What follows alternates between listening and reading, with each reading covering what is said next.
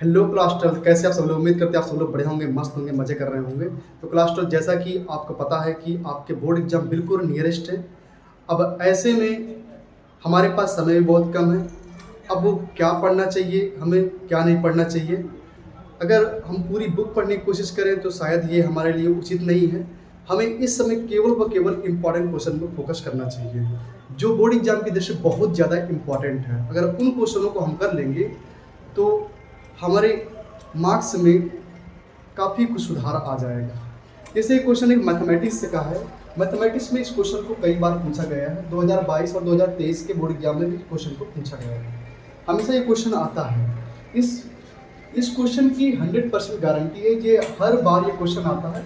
हम ये कह सकता हूँ कि ये क्वेश्चन जो सेम दिया गया है शायद ये ना आए, लेकिन इससे मिलता जुलता क्वेश्चन 100% आएगा। ये क्वेश्चन 8 नंबर का बनता है। तो इस क्वेश्चन को सॉल्व करते हैं। सही बच्चे इस क्वेश्चन को अच्छे से कंप्लीट कर ले और 8 मार्क्स आपके हाथ में रहेंगे। तो इस क्वेश्चन को सॉल्व करते हैं। तो क्वेश्चन दिया गया निम्नलिखित समीकरण निकाय। ये 3 इक्वेशन दी गई हैं। 3x minus 2y plus 3z equal to 8 को अवयवी विधि से हल करना है। अवयवी विधि से इसके x, y, z के मान निकालने हैं। तो सॉल्व करते हैं। इसको सॉल्व करेंगे। सबसे पहले क्या करना है, इस जो समीकरण दिया गया है इस समीकरण को अवयवी के रूप में लिखना है। तो कैसे लिखेंगे, ये x, y, z वेरिएबल दिए गए हैं, इनके कोएफिशिएंट को अवयव के फॉर्म में लिखना है। इस अवयव को हम नाम देंगे a, नाम दे देते हैं a। ये अवयव कैसे लिखेंगे, पहले लिखा हुआ है 3, दूसरा लिखा माइनस का 2 और तीसरा लिखा हुआ है 3। इसके बाद नीचे वाले में आ जाएंगे, ये 2 है, इसके बाद ये 1 हो जाएगा, इसका कोएफिशिएंट -1 हो गया, ये हो गया 4 और इसका हो जाएगा माइनस का 3, ये हो गया 2। इस प्रकार अब जितने भी हमारे वेरिएबल दिए गए हैं, वेरिएबल हमारे कौन कौन से, x, y, z। इस वेरिएबल को कैपिटल X से डिनोट करेंगे और इनका नाम देंगे x, y, z। इसको भी मैट्रिक्स में लिख देंगे, ये हो गया। इसके बाद नॉन वेरिएबल जो वैल्यू है हमारी 814, इसको नाम देंगे b, इसको मैट्रिक्स b नाम दे देंगे और ये लिखा 814, ऐसे लिख देंगे। ठीक है, आई होप इतना समझ में आ गया होगा। अब इसके बाद हमें क्या करना है, इसके बाद हमें जो मैट्रिक्स हमारी ए दी गई है, इस मैट्रिक्स ए के कोफैक्टर फाइंड करना है। कोफैक्टर आप सीख लें, कोफैक्टर कैसे फाइंड करते हैं। ठीक है, तो कोफैक्टर फाइंड करेंगे मैट्रिक्स ए के कोफैक्टर। तो कोफैक्टर फाइंड करेंगे, इसको कोफैक्टर को सहखंड कहते हैं और सहखंड को कैपिटल ए से दर्शाया जाता है। तो जितने भी इसके कोफैक्टर होंगे सारे के सारे कोफैक्टर हमें निकालने पड़ेंगे। जैसे कि आप जानते हैं कि कॉरेस्पॉन्डिंग एलिमेंट के आई जे की कुछ वैल्यू होती है। जैसे इसे कहा जाता है A11, A12, A13, A21, A22, A23, A31, A32, A33। ये इनके नाम हो गए, कॉरेस्पॉन्डिंग एलिमेंट के पोजीशन वैल्यू हो गए। ठीक है, हमें फाइंड करना है A11।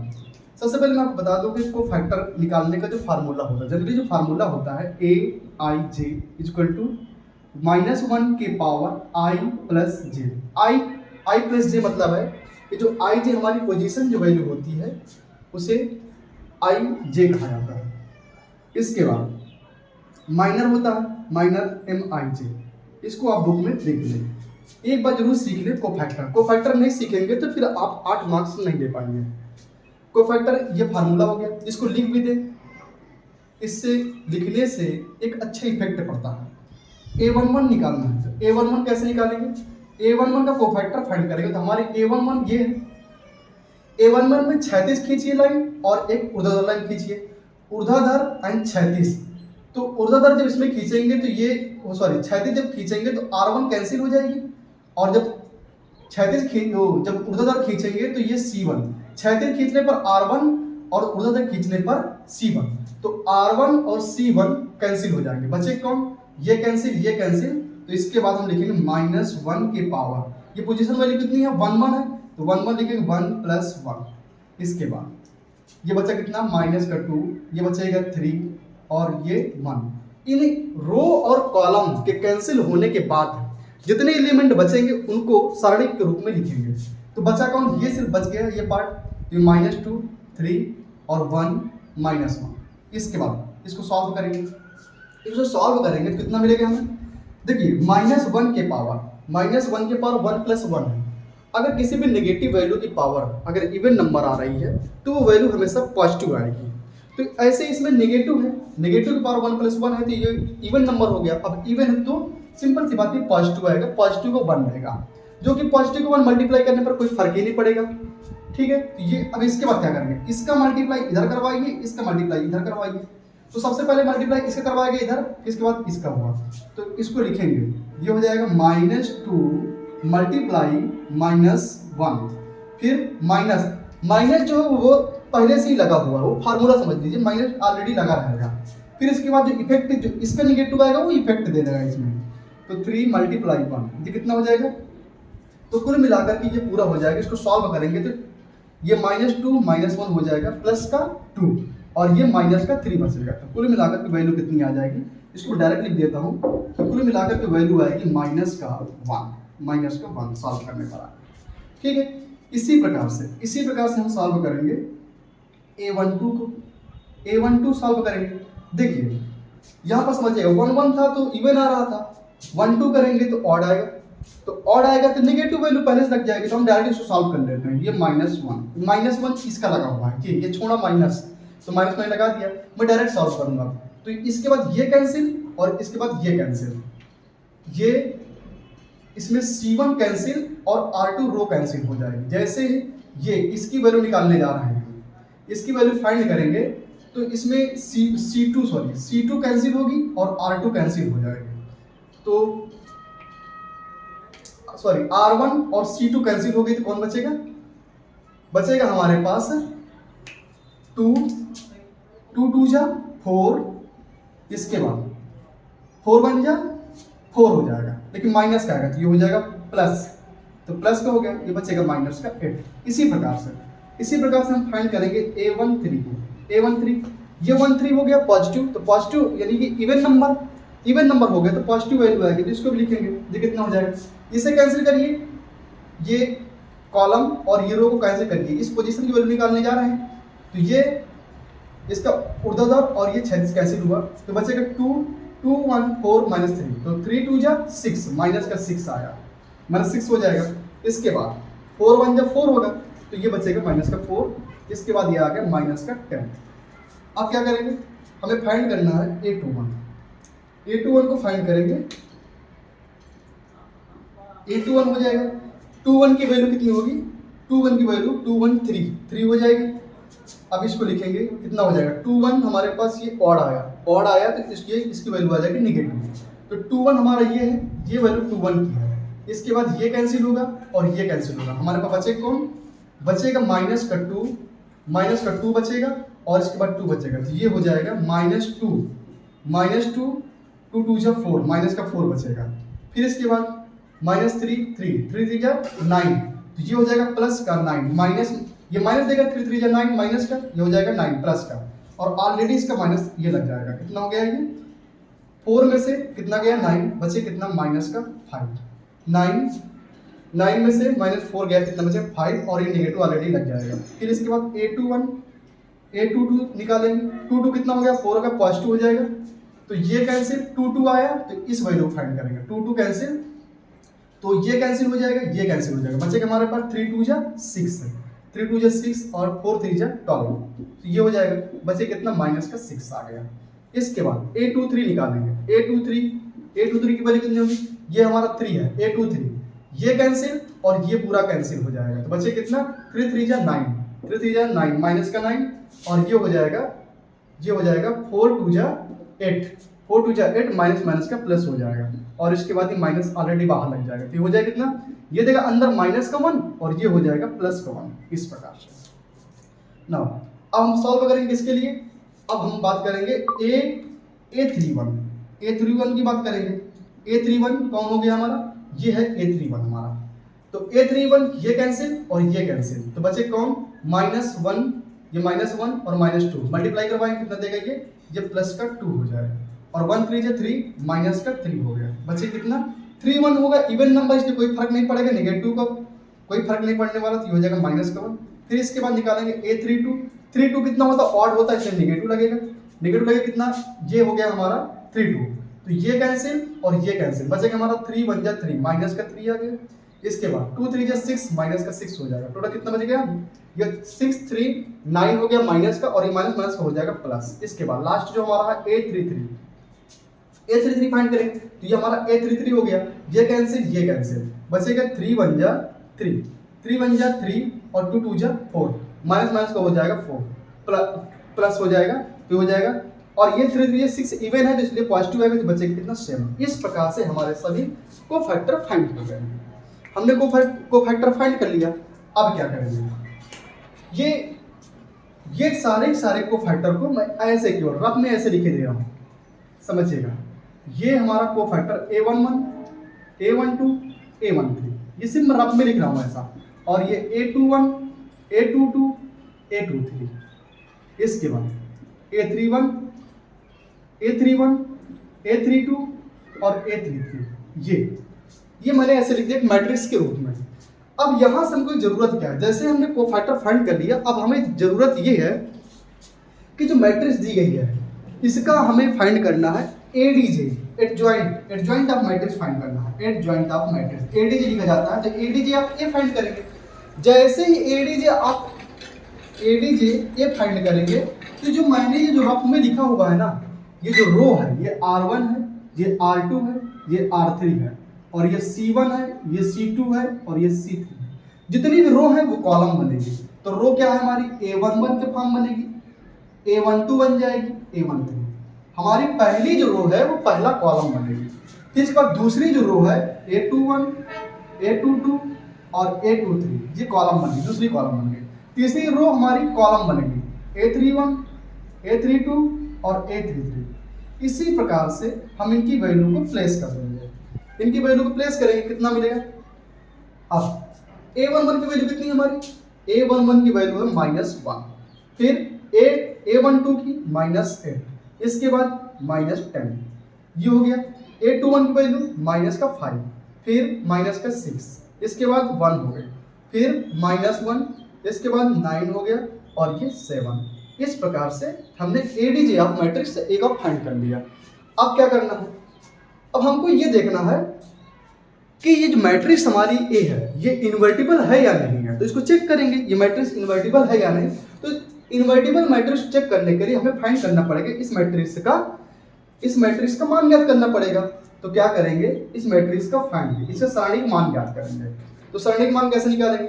इसका फार्मूला होता है A11 A(11) प्लस A12, और ये हो जाएगा A12 प्लस फिर A13, ये हो जाएगा A13। इस प्रकार से फार्मूला, ठीक है। अब इसकी वैल्यू में प्लेस कर दूंगा, इसकी वैल्यू प्लेस करेंगे।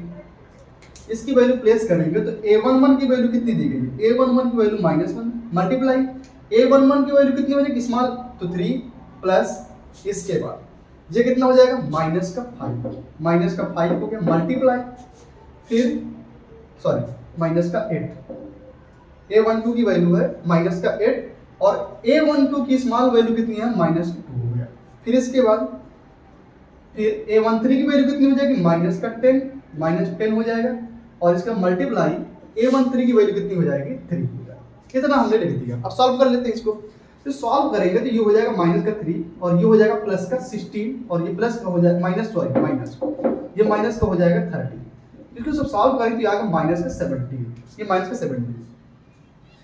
तो -17 जो आया है, इसको लिखेंगे डज नॉट इक्वल टू 0। आपने ये देखा जो हमारा सरणी क्रमांक A आया है वो डज नॉट इक्वल टू 0, वो 0 के बराबर नहीं है।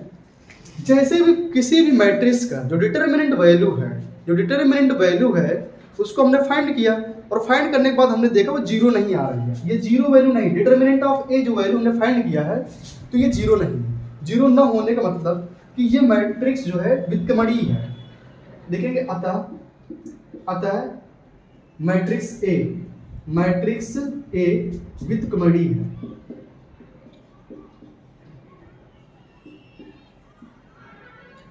यानी कि मैट्रिक्स A का व्युत्क्रम अस्तित्व रखता है, ये हमें फाइंड करना पड़ेगा। बाय द वे, अगर ये मैट्रिक्स के जो डिटरमिनेंट वैल्यू हमने फाइंड किया, अगर ये 0 हो जाता तो फिर ये मैट्रिक्स इन्वर्टिबल ना हो, यानी इन्वर्टिबल फिर नहीं थी। इन्वर्टिबल न होने का मतलब हम x y z के मान नहीं फाइंड कर सकते थे। तो फिर इसका सोल्यूशन यही हो जाता कि मैट्रिक्स के इन्वर्टिबल पॉसिबल नहीं है, इसलिए हम इस मैट्रिक्स का एक्स एंड वाई का मान को फाइंड नहीं कर सकते हैं। ठीक है, अब क्योंकि ये व्युत्क्रमणीय है यानी इसकी प्रोसेस अब आगे बढ़ेगी, तो क्या करेंगे, अब जब ये पॉसिबल हो गया तो हमें फाइंड करना पड़ेगा। देखिए एक फार्मूला आपको याद रखना है, एक फार्मूला ये है कि ax equal to b, ax equal to b. अगर हमें एक्स वाई जेड की वैल्यू फाइंड करनी पड़ेगी तो फिर इसका ये फार्मूला आपको याद रखना है, हमें x के सापेक्ष लिखना है, x के सापेक्ष एक उधर भेज दो, ये हो गया b और ये हो गया a।